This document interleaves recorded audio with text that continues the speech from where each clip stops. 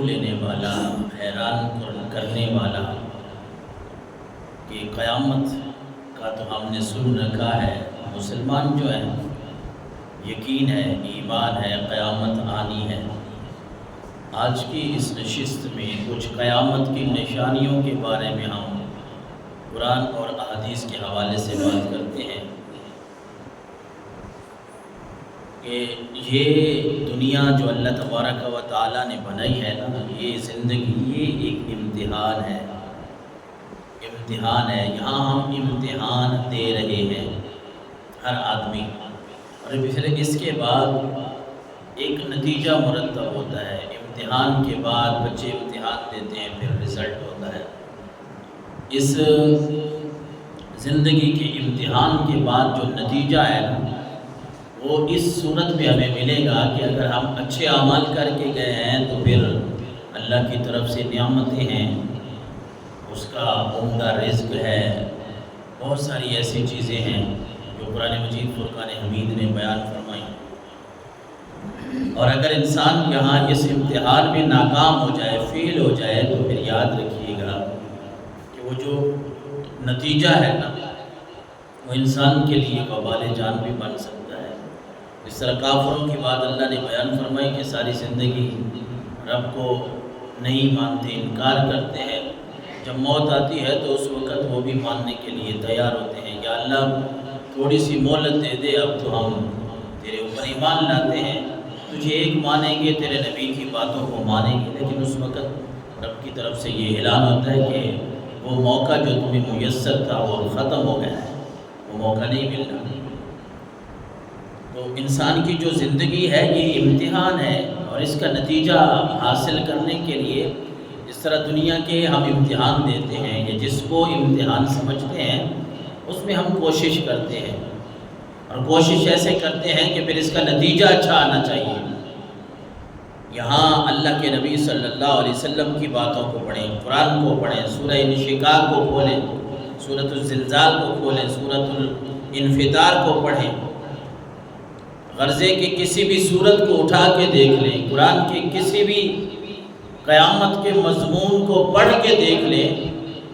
بندے کے اوپر ہر چیز جو ہے وہ روز روشن کی طرح واضح ہو جاتی ہے کہ میں کیا کر رہا ہوں اور میں نے کہاں جانا ہے،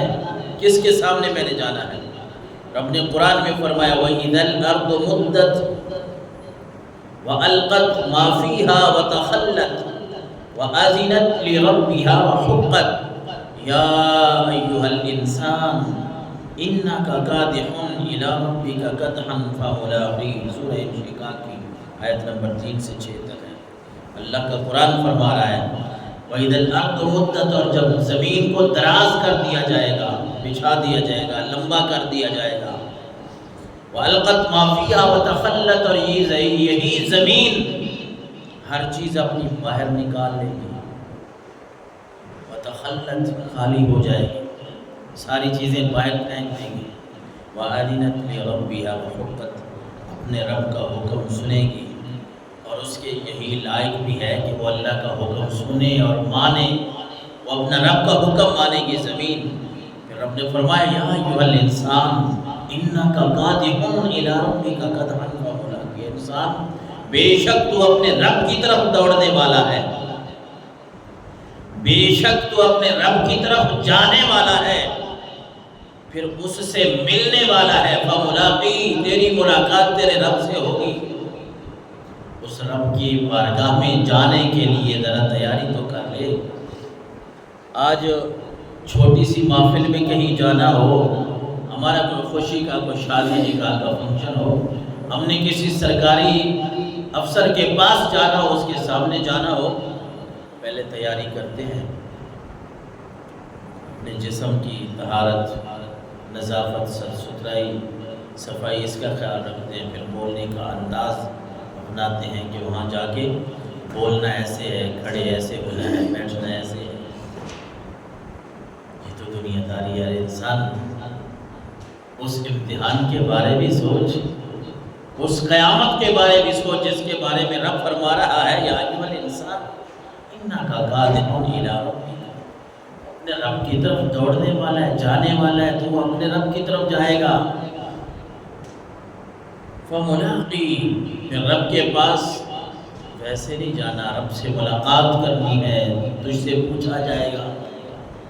اتنی نعمتیں جو عطا کی تھیں، یہ صحت کس نے تجھے عطا کی تھی بھائی؟ یہ رزق تجھے کون عطا کرتا رہا؟ یہ اولاد کی نعمت سے کس نے نوازا؟ یہ جس گھر میں تو زندگی گزار کے آیا ہے، وہ گھر تیرے آبا و اجداد کا تو کچا تھا، تجھے ان کوٹھیوں میں کس نے بسایا؟ یہ ساری باتیں رب کی نعمتوں میں ہیں، اور ان نعمتوں کے بارے میں پھر پوچھا جائے گا۔ انسان تو اس زمین پہ نا، اس طرح ایک روایت کا